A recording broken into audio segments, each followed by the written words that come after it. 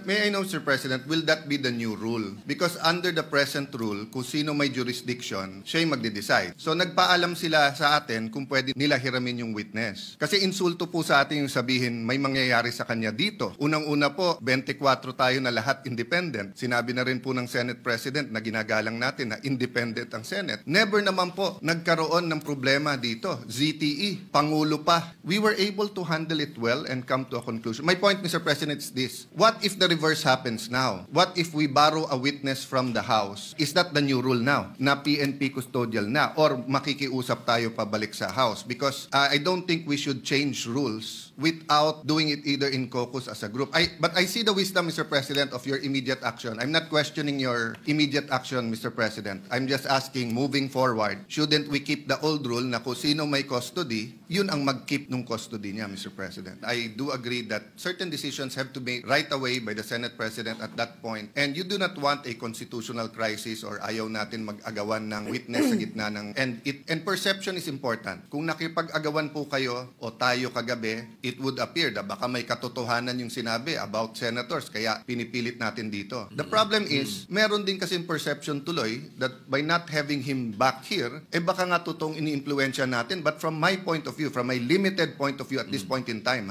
when he was here, no one was talking to him from the Senate panel. But according to Senator Marcoleta, he got information that the witness was being asked to single out senators there. The point is, Mr. President, perception here matters. Kung babaguhin yung rule, I think we have to discuss it thoroughly. Because nga, masyadong mabigat yung accusation ng Assistant DE na takot siya dito or whatever. Kasi, Mr. President, ang dami na natin naging witness dito kung sino-sino inaccuse. Inaccuse kapwa senador. We have a very sad experience, Mr. President.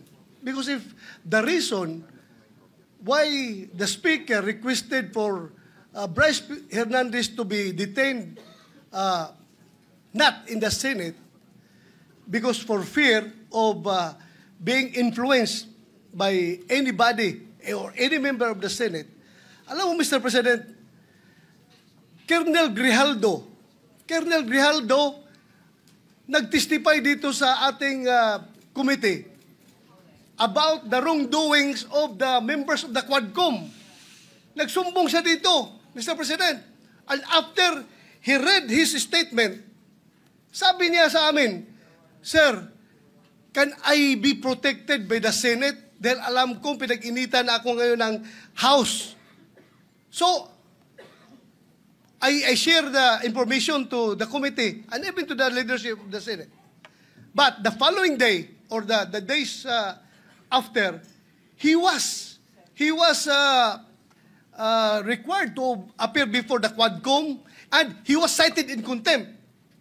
Nang siya ay na-contempt, kinulong siya doon.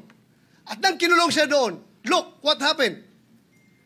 Binubombard siya doon, pinupuntahan siya doon at siya sabihan na huwag yung gusto namin na mangyari, gawin mo na para makalabas ka na dito sa kulungan. Hindi nag-give in si Colonel Grijaldo. Kinulong siya hanggang natapos ang 19th Congress.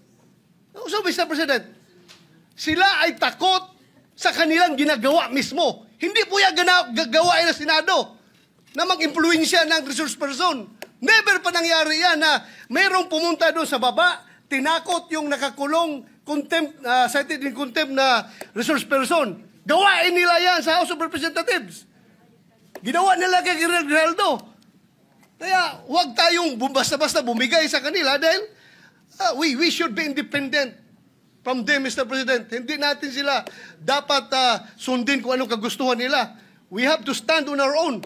Thank you, Mr. President.